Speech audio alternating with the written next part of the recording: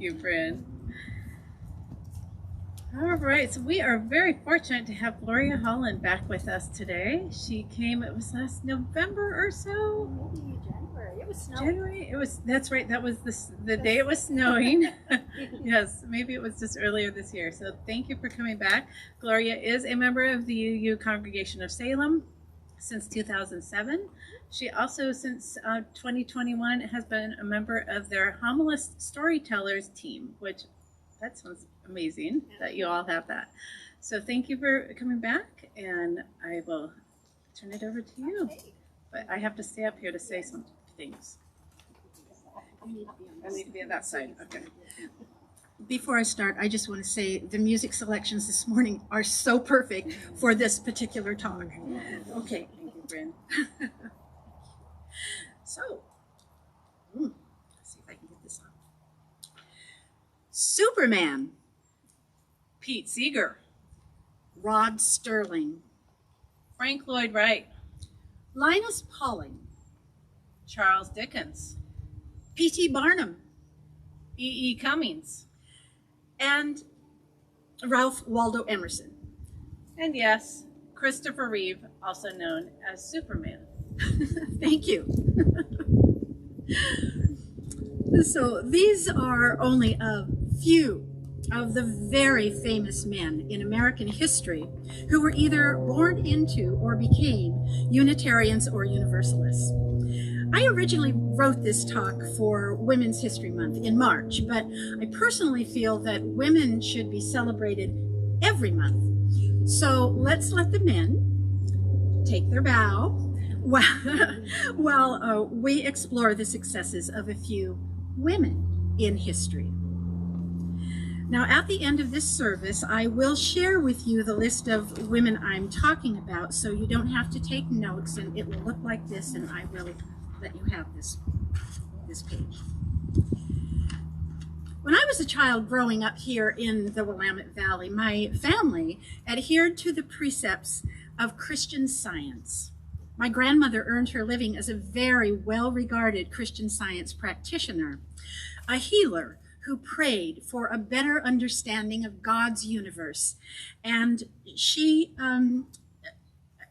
and people looked to her to heal their physical and emotional wounds. So I grew up hearing and learning about the first woman, or the woman who in 1879 founded the First Church of Christ Scientists, otherwise known as Christian Science. Her name was Mary Baker Eddy, and she was an icon of truth in my childhood home. While I most certainly don't subscribe to the tenets of Christian Science, it never occurred to me growing up that there might be other women out there who contributed to the welfare or benefit of our country and even of our daily lives. I'm going to be talking a lot about the mid-1800s, so I think at this point it should be noted that much of the mid-1800s in this country saw great chaos and change. This was a time of increased interest in science, in women's rights and suffrage, in social justice and abolition, and in philosophy and religion. This was a time when many women, and many Unitarian and Universalist women in particular, brought changes so profound that their work changed the direction of this country. For centuries, however, women were considered too delicate, too uneducated, too ignorant, too domestic to be allowed into many public arenas. Women of the time were not even allowed to speak in public to groups of mixed men and women. Now, according to Jackson Spielvogel, who is Associate Professor Emeritus of History at Pennsylvania State University, and I quote, "Male scientists used a new science to spread the view that women were by nature inferior and subordinate to men, and suited to play a domestic role as nurturing mothers." Some of the notable women we all read nothing about in our history books were also drawn to Unitarian or Universalist thinking and have only recently come to my attention. Let's start with Elizabeth Blackwell. Blackwell's family moved to the United States in about 1822, when Elizabeth was an infant. Coming from an activist family, it's really no surprise that Elizabeth would seek a profession and a religion that gave her opportunities to help people beyond the teaching career that was expected of her. Although she applied to numerous medical schools in New York and New England, she was rejected by them all, being told in no uncertain terms that women were intellectually inferior to men and she would simply never make it. Finally, she was accepted to Geneva College in rural New York. It soon became apparent that her acceptance was meant as a joke. And during certain lessons on reproduction, she was asked to listen from the hall. And she was denied access to labs on reproduction because it was said that she, as a woman, was too delicate to see such things. In 1849, Elizabeth Blackwell graduated #1 in her medical school class, becoming the first licensed female doctor in the United States. And the next year, shortly after Elizabeth, Emily Blackwell, her sister, became the second woman doctor in the United States. Yay. Yay. I'm always so excited about that. Shortly after graduating from medical school, Elizabeth lost the sight in one eye, but she and Emily continued their message and their mission to provide medical services, especially to women. Over the years, the sisters established numerous infirmaries and medical schools for women. Elizabeth was interested in many reform movements, mainly moral reform, sexual purity, hygiene, and education regarding preventative medicine, sanitation, family planning, women's rights, and medical ethics. While we now know that some of her ideas were unfounded, such as her notion that disease came from moral impurity and not from microbes, Unitarian Elizabeth Blackwell led the way for other women of her time to seek out medicine as a profession. A number of new religions came into being in the mid-1800s, among them the Seventh-day Adventists, the Jehovah's Witnesses, Christian Science, and the Latter-day Saints, or Mormons. The philosophical rumblings of transcendentalism got the attention of many thinkers and social activists. Among them, of course, were the Transcendentalists and Unitarians, Ralph Waldo Emerson and Henry David Thoreau. While the Unitarian movement got its start in Romania, in Transylvania, Romania, and in Poland in the mid-1500s, both Unitarians and Universalists were alive and well in the United States in the 1800s, alongside the previously mentioned new religions. With William Ellery Channing's influence and leadership, the Unitarian movement expanded and welcomed many men and women who believed strongly in social activism. Consider Dorothea Dix, who became a Unitarian after hearing William Ellery Channing preach. Dix would go on to investigate the dismal conditions in the Pennsylvania women's prisons. Her advocacy for the inmates and the mentally ill was founded in her belief that all people should be treated with dignity and respect, and that would be even the most ill and criminal element. And her work led to the major reforms in the care and treatment of incarcerated women. And then there's Florence Nightingale, a British Unitarian who, after seeing the horrific conditions suffered by the injured soldiers in the Crimean War, went on to change the face of the nursing profession. And among other successes, Nightingale founded the first scientifically based nursing school in London in 1860. Now, back in the United States, Clara Barton, who was born into a Universalist family, became intrigued by the International Red Cross, which was established by the Geneva Convention. Who knew? In 1881, Barton established the American Red Cross and served as president until 1904. Mary Livermore served as a nurse during the Civil War, and she went on to write volumes and to become a national lecturer on the subject of civil justice and women's rights. Mary Livermore is quoted as saying, "For humanity has moved forward to an era when wrong and slavery are being displaced and reason and justice are being recognized as the rule of life."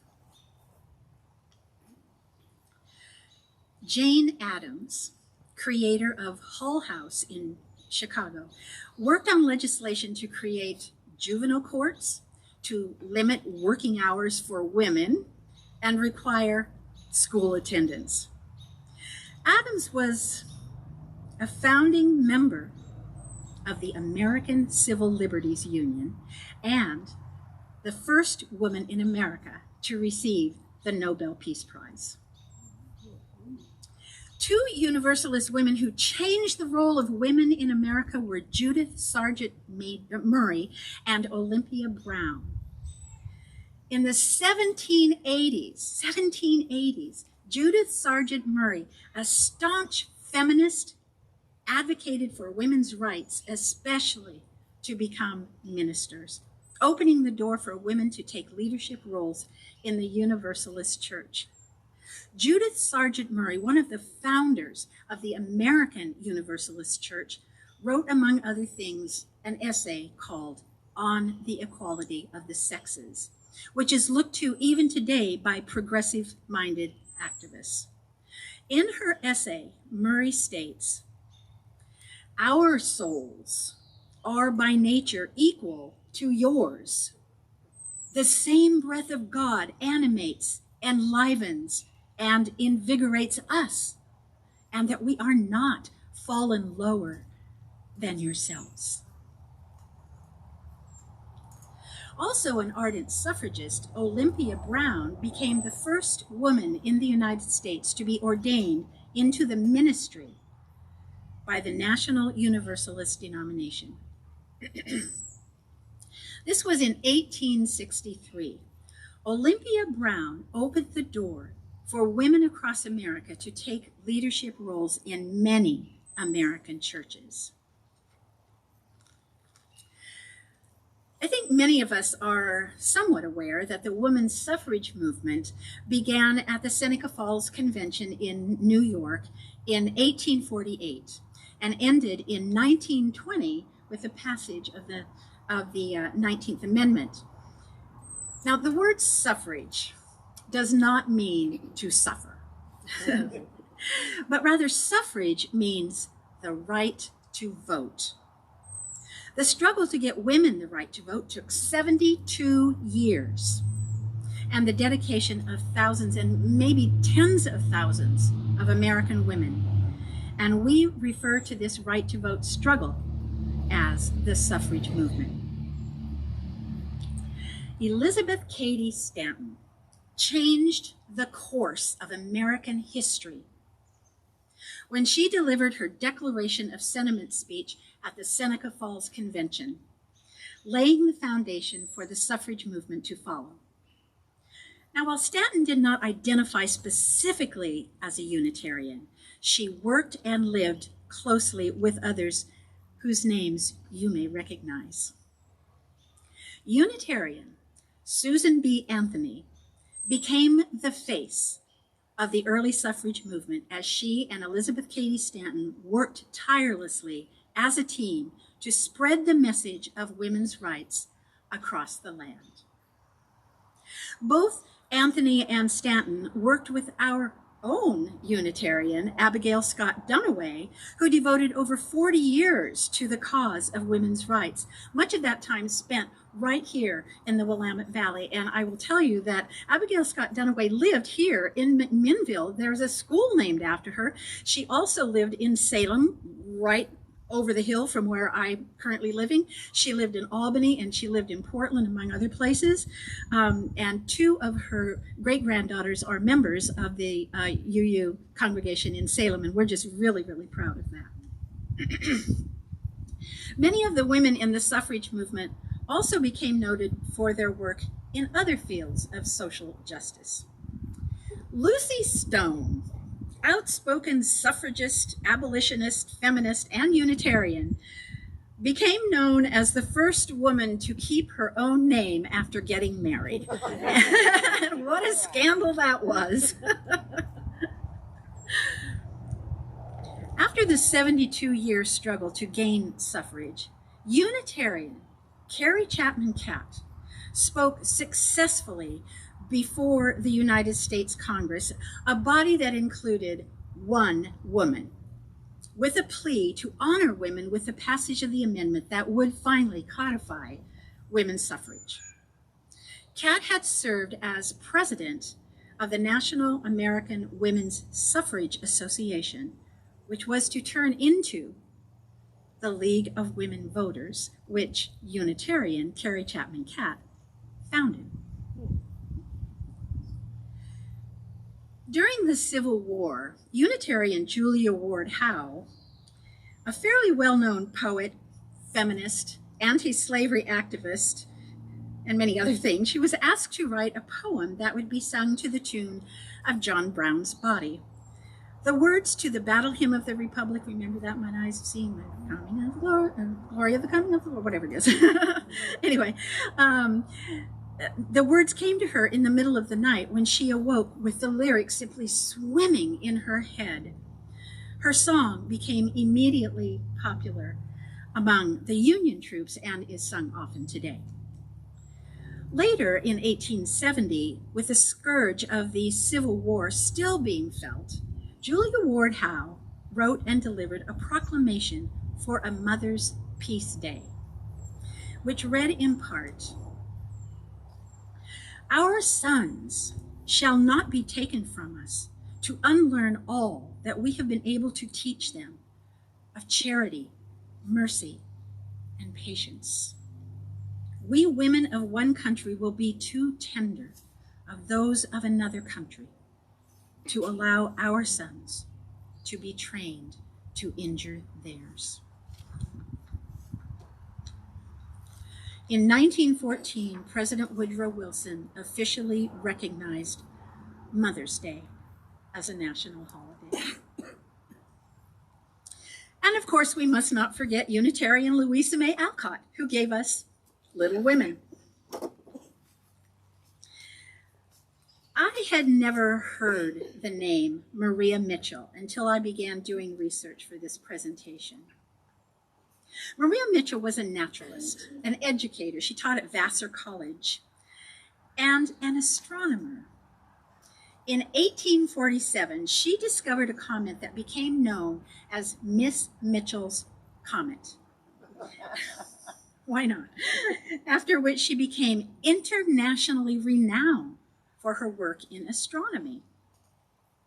Another American astronomer who lived in the 20th century was Unitarian Cecilia Payne. Now, I don't know how one does this, but she discovered that stars are made mainly of hydrogen and helium, and she established that stars could be classified according to their temperatures. Well, since I'm not a scientist, this information is way over my head, but I find it unfortunate that Cecilia Payne and Maria Mitchell are not household names. Another Unitarian whose name some of you may remember is Captain Dr. Laurel Clark, the U.S. naval officer and astronaut who perished in the 2003 Space Shuttle Challenger disaster. As a young girl coming up on the farm, I remember well watching my mother put together many meals, including desserts made from scratch and cinnamon rolls made from memory. Often my mom would throw in a pinch of salt, a bit of butter, or a splash of milk.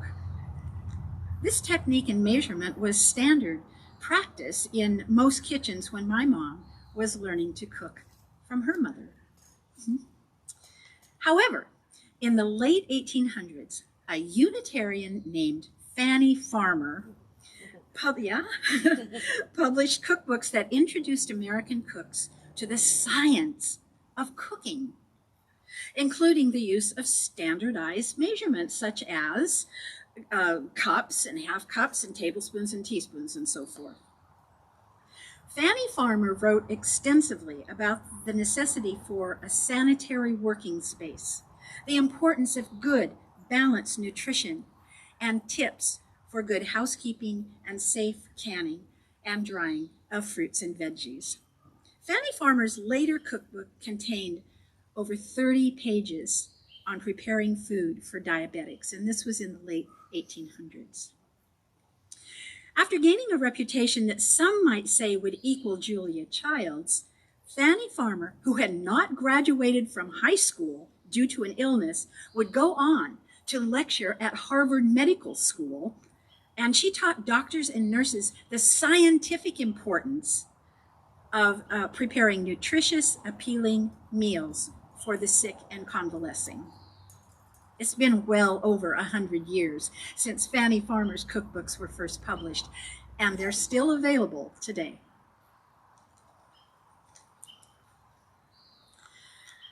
Social activism has been a foundation of the Unitarian faith for centuries, and Frances Ellen Watkins Harper epitomizes such concrete work.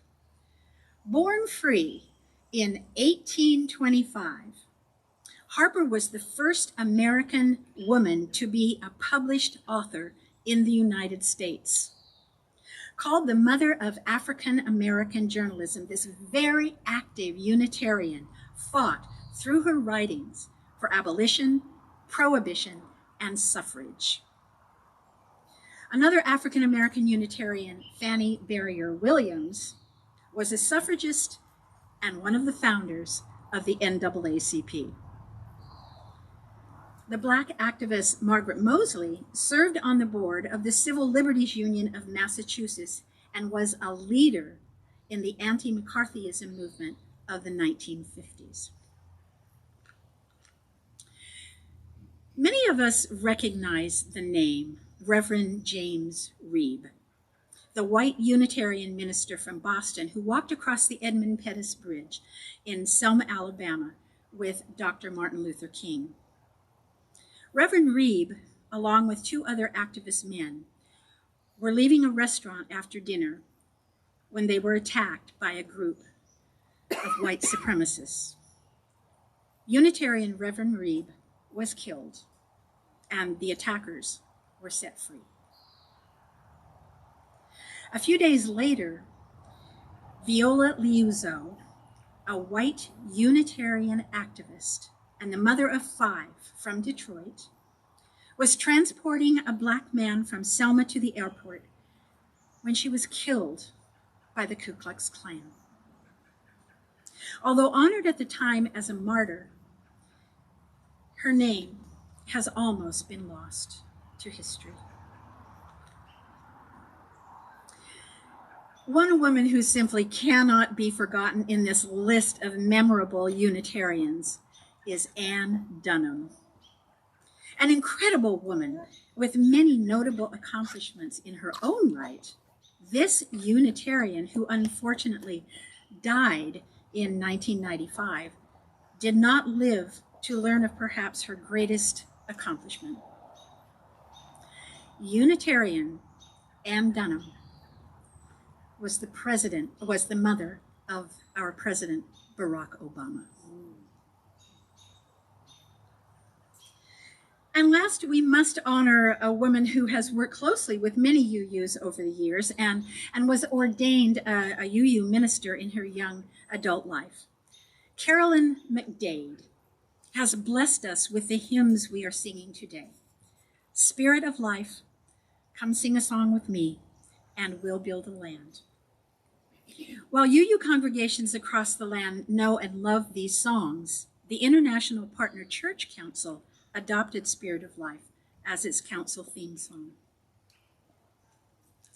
From scientists to suffragists, from poets and songwriters to civil rights activists, women from the Unitarian Universalist traditions have contributed to and even changed the course of our history.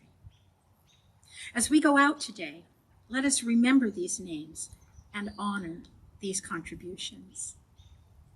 Let us acknowledge, too, that we, you and I, do make a difference. Our belief in the respect and dignity of all people, our expressions of love and caring, our small acts of kindness, our involvement in social justice causes help to create a better world. Thank you.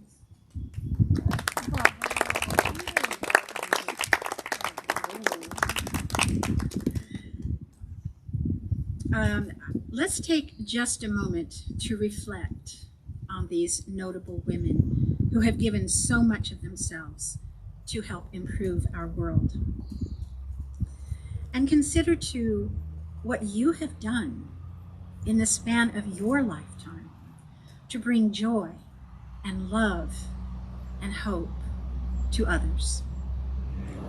Some of you have worked in social justice, or worked in education, or cared for the homeless, or given to charitable organizations, or taught a child to read. Some of you have cared for the elderly. Most of our own actions will not appear in the history books, or even in today's world in Wikipedia. But it's the small actions, when we show our love and kindness, that we find true change and bring true hope to humankind. Blessed be.